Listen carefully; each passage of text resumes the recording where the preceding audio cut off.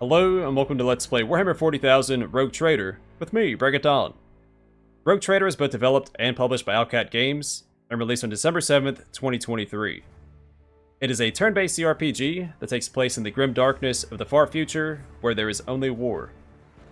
This will not be a blind playthrough, as I have played through the base game previously, but there have been several DLC added to the game that I haven't experienced yet, including two major ones that add new companions, classes, I think about 30 hours of content between the both of them, and new items, like shields.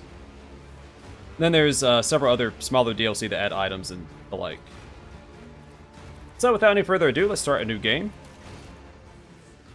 So here's the two DLCs, Void Shadows and Lex Imperialis. I'm not going to read through these because it's just a list of what the DLC adds, but I will read the synopsis of the main story. Take up the mantle of a rogue trader, the sign of an ancient dynasty of daring privateers that reign over their trade protectorate and explore the fringes of the known galaxy. Darkness looms over the bloodline of Von Valancius as it faces multiple threats, from within its own ranks and without, as countless enemies seek to destroy the most daring and brave agents of humanity. It is up to you to hold the reins of this shattered protectorate and forge a new path for the Von Valancius dynasty, currently finding itself in a vortex of wars, intrigues, calamities, and heresy. The stakes are high and rise even higher as you cross paths with terrifyingly powerful and ambitious adversaries and the darkness of the Cronus Expanse. And for difficulty, I'm going to choose Daring. I like Daring because enemy stats and your stats are neutral. You don't get any debuffs, enemies don't get any buffs. It's, in my opinion, the most fair of the difficulties. So Daring. A Daring difficulty level demands that players possess a solid grasp of the base game systems or extensive experience in analogous tactical games or CRPGs. The stats and modifiers of enemies and the game environment are balanced. This difficulty level is not recommended for players unfamiliar with the Warhammer 40,000 Rogue Trader system. I wasn't my first playthrough and I did just fine. Really, just keep making your numbers go up. Best advice I can give for this game. Alright, custom character, of course. Create your very own Rogue Trader from scratch. The detailed customization process allows you to choose who your character was before beginning your adventure.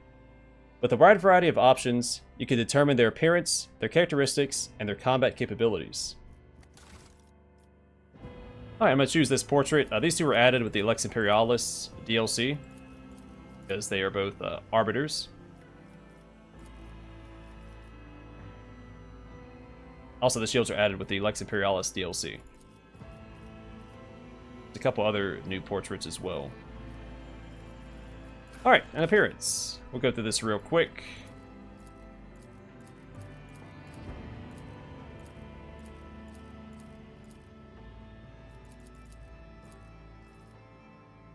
Sure. Not gonna really see our character's face throughout the game anyway.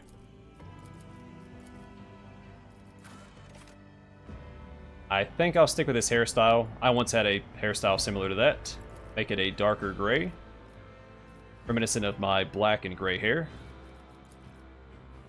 Push your eyebrows, also darker gray. I think that beard's just a little too burly to match that portrait, so we might go with a smaller one. And also make that a darker... Second. Right.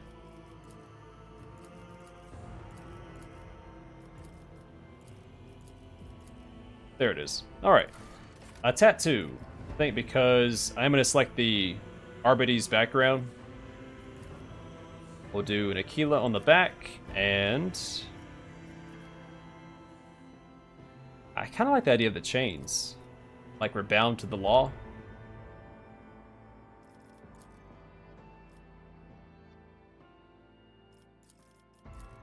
Yeah, do that. Augmentations, I think I'm going to rock this one.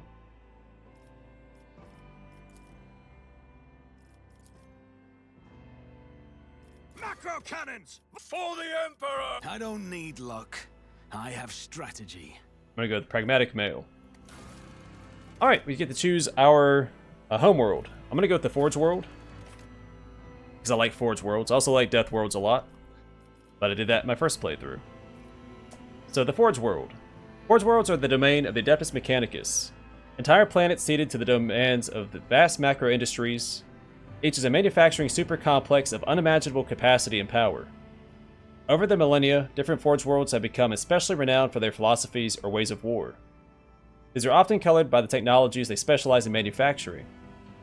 The bulk of a Forge world's population is utilized as a labor force, whilst the fortunate few may be inducted into the ranks of the Adeptus Mechanicus itself. We get forged for a purpose. Forge world characters choose one augmentation system from the following list, which we'll see here in a minute. So I don't need to read through those yet.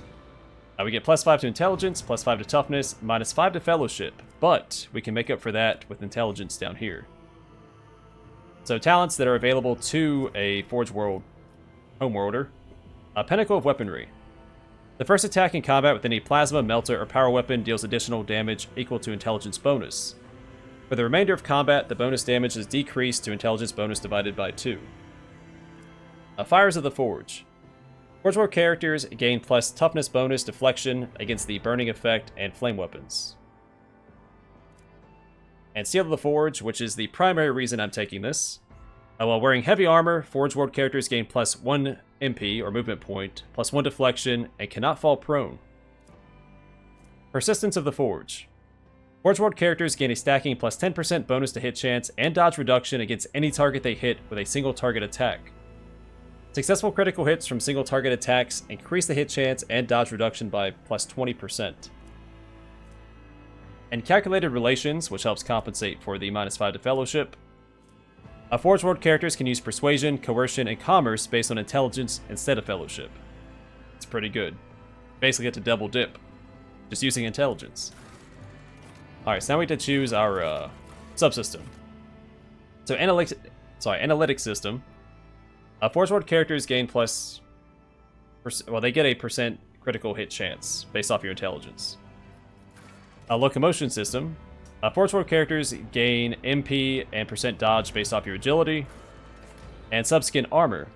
Forge World characters gain % armor based off your toughness. I'm going to go with this one because I do plan on playing a tank. Alright, then our background. I did a Commissar in my first playthrough, which was a lot of fun. But we're going to do Arbitrator. The Adeptus Arbites are the implacable and unbribable keepers of the Lex Imperialis, the sole and sacred law of the Imperium. They exact a merciless and terrifying punishment upon any who dare violate the sacred tithe. The tribute every Imperium world must pay in the name of its continued existence. So this was added with the Lex Imperialis DLC. They'll get Shotgun Mastery. The Arbitrators can wield two-handed shotguns in one hand, so you can use a shotgun and a shield. Lawful Intervention. The Arbitrator can parry incoming attacks with a ranged weapon. To calculate the parry chance, the Arbitrator's ballistic skill is used instead of weapon skill. The Arbitrator can make attacks of opportunity with a ranged weapon that they can use in melee range. Shotguns. Armor Piercing. The Arbitrator's successful attacks reduce enemies' armor by % for 1 round. Does not stack. Law and Order. The Arbitrator's attacks made on others' turns deal % more damage. The target of such an attack must pass a willpower resistance test or become immobilized for 1 round. Arbites Physical Training. The Arbitrator gains toughness equal to half their equipped shield's block. Pacification Procedures. Once per turn, the Arbitrator can throw a grenade that does not deal damage on impact. That action costs 0 AP and does not count toward the attack limit per turn. Public Sentencing. Whenever an enemy adjacent to the Arbitrator fails a willpower resistance test for the first time in a round, the enemy provokes an attack of opportunity from the Arbitrator.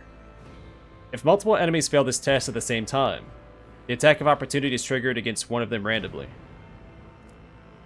Mob Justice. Allies in a 3-cell radius around the Arbitrator deal % more damage. Does not stack. Prepared Prosecution. During the tactical phase, the Arbitrator can be placed in a cell adjacent to an enemy. Binding Purpose. As long as the Arbitrator has more than 90% wounds, they are immune to the following negative effects: blinded, disturbed, fatigued, perplexed, slowed, and staggered. Pillar of the Law. After the Arbitrator uses a heroic act or desperate measure, they gain a bonus to coercion and plus willpower bonus % block until the end of combat.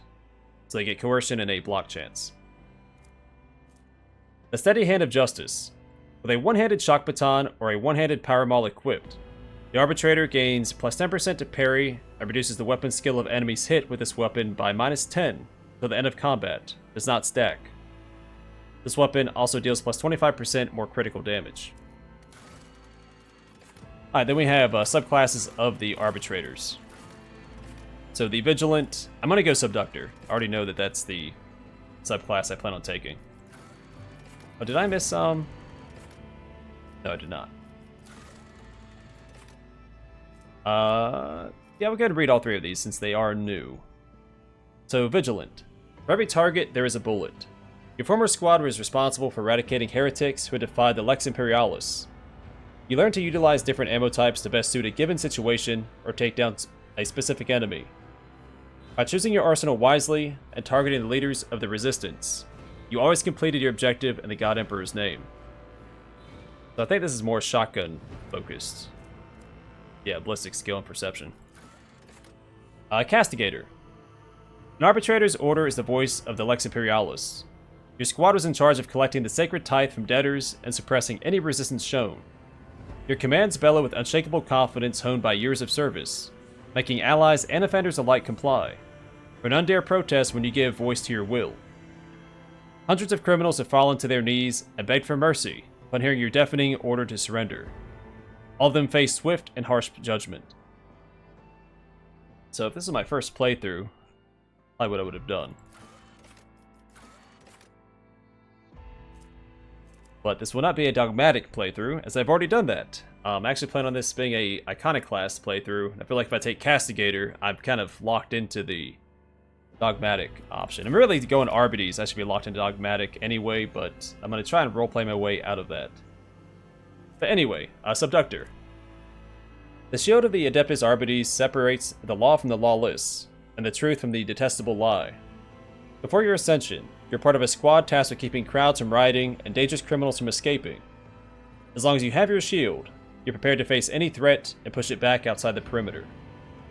So it features a ruthless suppression. If there are 2 or more enemies in a 2-cell radius around the Arbitrator, no critical hits can be scored against the Arbitrator or their familiar, and the Arbitrator and their familiar's critical hit chance is increased by a percentage based off coercion. Whenever an enemy adjacent to the Arbitrator gets up from being prone, that enemy provokes an attack of opportunity from the Arbitrator. Assault Onslaught. The Arbitrator dashes through allies and enemies in a straight line for up to 5 cells, without provoking attacks of opportunity. Each enemy they dash through must pass an agility resistance test, or fall prone until the start of that enemy's next turn.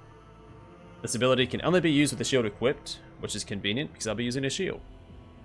We'll get plus 5 to weapon skill and toughness, which we'll read here in a minute. Plus 10 to coercion, plus 5 to lore imperium. And we'll also get plus 5 to weapon skill, willpower, and plus 10 to coercion. Alright, so our triumph. This is something that we did back in the day. It was impressive. So we have Apex of Brilliance. You preserved a copy of the regional Lex and used the appendices therein to extract a tithe of unprecedented value from a rebelling Imperial world. This will give us plus 5 to lore imperium. Illustrious Glory. Your words alone persuaded a group of rebels to join the Arbitrator's side in the midst of a planet-wide uprising, without any need for punitive measures. We get plus 5 to persuasion. And Feat of Greatness. Despite having run out of ammunition, you defended a critical area for the Arbitrators all by yourself until reinforcements arrived. Plus 5 to athletics. I do like persuasion, but I think we'll go with Feat of Greatness. Then our Darkest Hour. So Grim Portents. You escorted a tithe of Psychers aboard a black ship. The terrors of the warp left your soul harrowed, deterring you from ever tapping into forbidden knowledge. The minus 5 to lore warp. Brand of Shame. You were defrauded by a group of clerks in the service of a rogue trader while collecting a tithe shipment. You were never able to prove that you were not the one responsible for the discrepancy. And Shadow of Torment. You were captured by pirates who wanted information on tithe transportation routes. You managed to survive, but you never fully recovered from the torture. That's minus 5 to the carouse. I think I'm fine with losing commerce. I have a companion I'm going to have focus on that. also fine with this.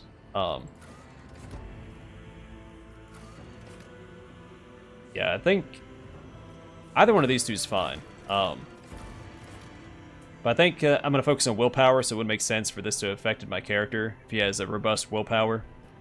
And this, he would have gone down fighting. He would have rather died than be captured, so brand a shame it is. Alright. Now here I have been debating for a while what I was going to play with this character. So my initial plan for Iconoclast was an operative. But with the Arbites being added, or the Arbitrators, I'm going to go with Warrior. And then Overseer, then Exemplar. Really, Warrior into Vanguard would just be absurdly tanky with the shields, but that's fine. We'll go Warrior into Overseer. That's also a new class. So you can only choose one of the first tier archetypes at this moment. Archetypes are development paths that your characters follow. Each archetype encapsulates a unique set of skills and expertise, represents a specific combat specialization, from the frontline warrior to the indispensable leader preferring to command from the rear. Choose who you want to be in the grimdark future of Warhammer 40,000 Rogue Trader. Alright, so the warrior. Warriors are combatants boasting exceptional melee prowess, capable of dealing high damage in close quarters combat and withstanding heavy amounts of damage. They also excel at drawing enemies' attention from less defended allies. Core focus, melee, movement, and dodge, armor and parry, taunts, soaking damage. And the keystone features are charge. The warrior moves in a straight line and launches a melee attack against any target in the warrior's path. This attack does not count toward the limit of the warrior's attacks per turn. There must be at least 2 free cells between the warrior and the target to use charge. And endure.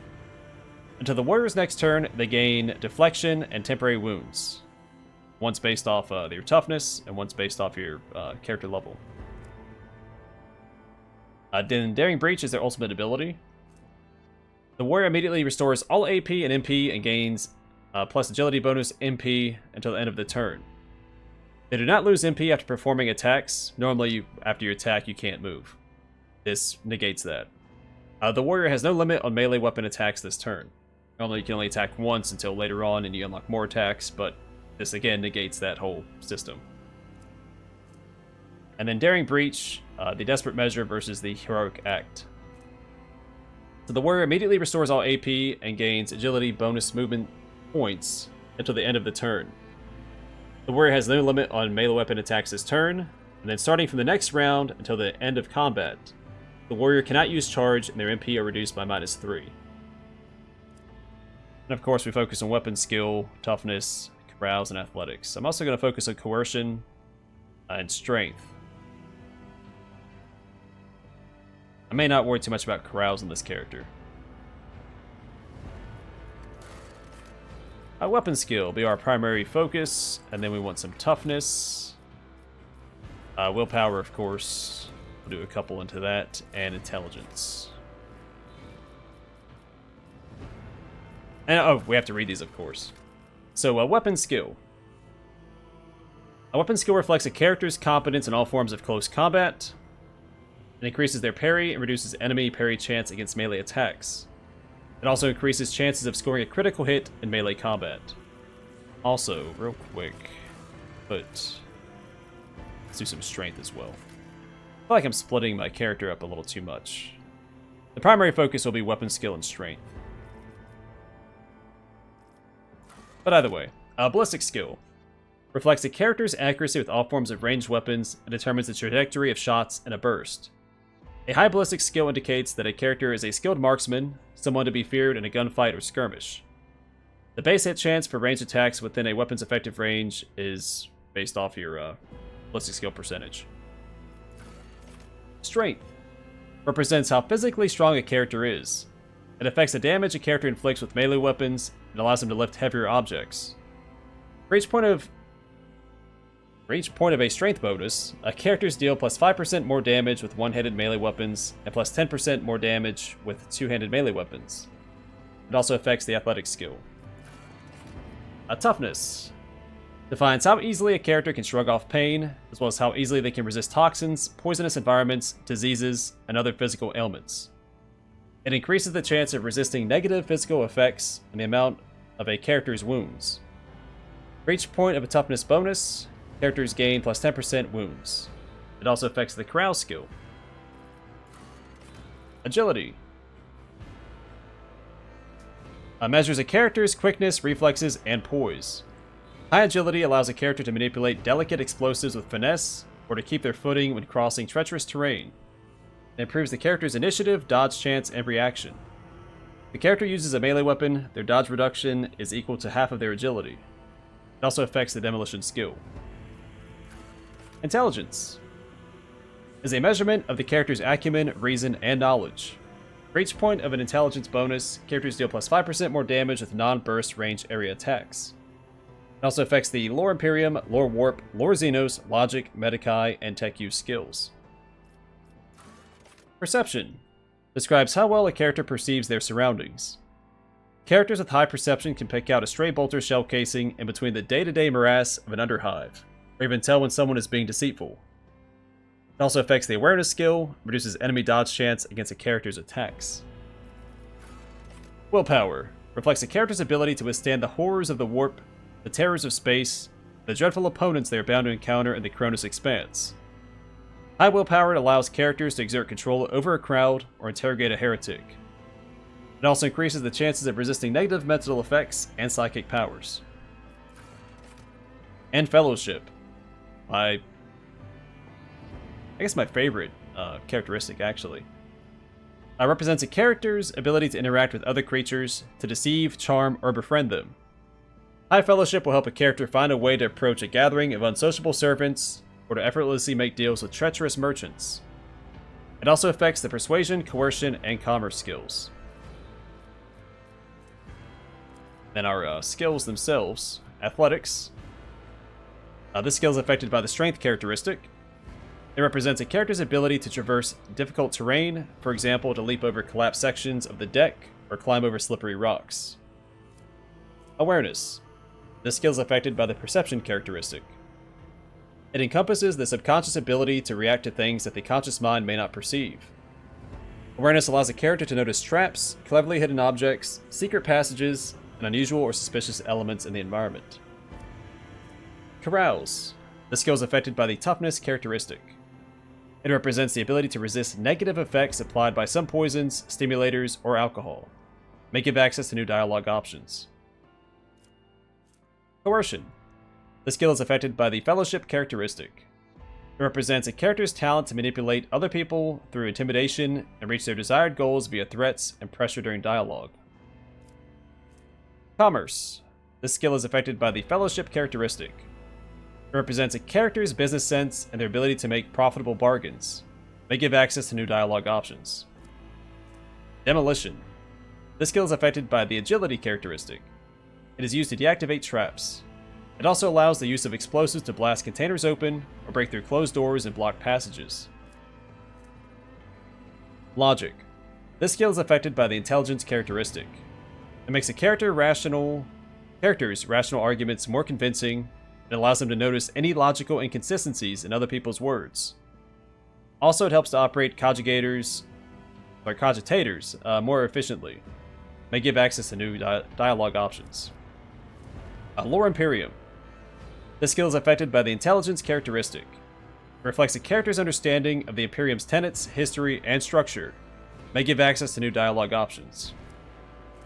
Lore Warp. This skill is affected by the Intelligence characteristic. It represents knowledge about the nature of warp entities and their twisted physical manifestations. May give access to new dialogue options. Lore Xenos. This skill is affected by the Intelligence characteristic. It represents knowledge of the alien species known to the Imperium, the threat they pose, and their general appearance. May give access to new dialogue options. Also can be used to disable traps of Xenos origin. Medicae. This skill is affected by the Intelligence characteristic. It is essential to detect and cure injuries that characters suffer in combat. It also increases the number of wounds restored by medikits and allows the use of higher quality medikits. A high Medicae value also assists in healing old injuries before they would turn into traumas.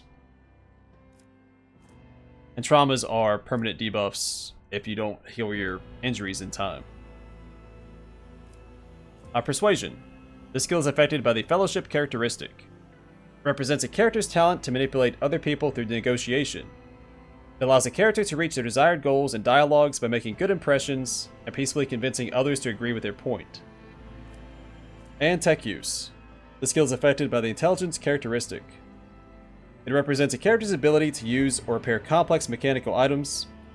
A high tech use value enables a character to even be able to fathom the workings of unknown technical artifacts. It also can be used to open doors or containers and hack cogitators. Alright, we have a few ship choices here. So we can choose a sword class frigate, which I believe I chose my first time around. So the sword class frigate is a classic Voidship design, proven in thousands of battles, combining decent firepower, high speed, and respectable survivability. Estimated dimensions, 1.6 kilometers in length, 0.3 kilometers of beam at the fins, approximately. Estimated tonnage, 6 megatons approximately. An estimated number of souls, 26,000 approximately. I'll let that changes. Alright, the bottom paragraph. The Von Vlant, well, let's save that for last. So I think I'm going to go with the Firestorm. The Falcon class frigate. The Falcon class frigate is a more advanced and modern design that was developed only 5 centuries ago, but it's already proven to be as good as veteran frigates like the Sword class. Estimated dimensions, 2.2 kilometers in length, 0.3 kilometers of beam at the fins, approximately. Estimated tonnage, 6.5 megatons, approximately. An estimated number of souls, 27,000, approximately. So it's a little bigger with a few more people on deck. And the Firestorm. The Firestorm class frigate is a modification of the Sword class, designed to deliver fire strikes against larger enemy ships, not shying away from engagements with a superior opponent. Estimated dimensions, 1.8 kilometers in length, 0.3 kilometers of beam at the fins, approximately. Estimated tonnage, 6 megatons, approximately. An estimated number of souls, 25,000, approximately. I wish I didn't say approximately at the end. It's already estimated. But, anyway. The Von Valancius flagship is the mightiest void ship belonging to the Von Valancius dynasty. Every system aboard this frigate has been tried and tested in innumerable engagements. Its weapons and turrets deliver hard-hitting volleys with pinpoint accuracy. Its plasma drives are rugged yet reliable in extreme conditions. The flagship's size and maneuverability are perfect for pursuing smaller, faster raiders, and for hunting the countless pirates, Xenos, and heretics in the Coronis Expanse. Numerous Von Valancius rogue traders have acknowledged the exceptional performance of this vessel, and, with a few minor updates, the flagship has continued to faithfully serve the Von Valancius dynasty.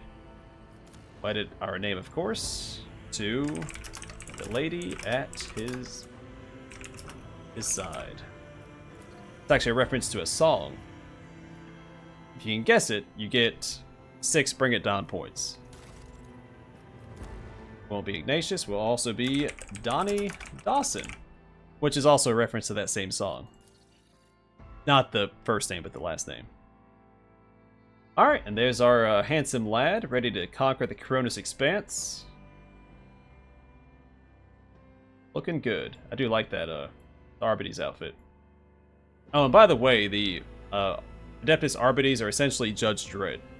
I haven't explained that yet. We'll explain it, talk about it a bit more as we start the game, but just as a heads up. That's going to do it for character creation, so thanks for watching, and in the next one we'll jump into the game proper. Hope to see you there.